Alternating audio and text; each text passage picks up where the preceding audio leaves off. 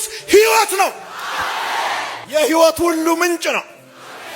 ለምንድነው ይሄንን ስም አምጥታችሁ ከጋብርኤል ጋር የምትለጥፉት?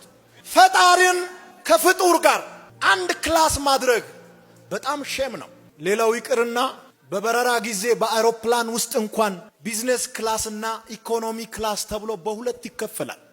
አንድ አውሮፕላን ውስጥ ተለይቶ ክላስ አለ።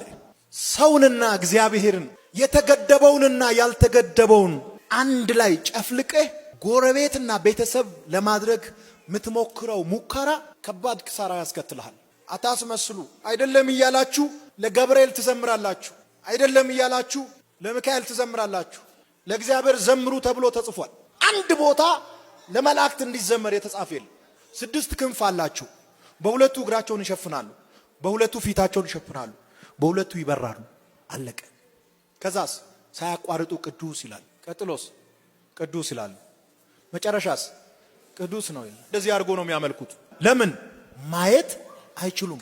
ማየት ማይችለውን እንዴት ከሱ ጋር አንድ ላይ ታደርጋለህ? እንደዚህ ስንናገር የመላእክትን ቫልዩ እንደ መቀነስ ያስባሉ። ነው የመላእክትን ቫልዩ የምትቀንሰው አንተ ነህ። ከዚህ ወጥቼ ሲሄድ አንድ ሰው ፕራይም ሚኒስተር እዩ ቢል አከበረኝ ማለት ነው። እሱ ምናልባት በራሱ ቤት ከፋ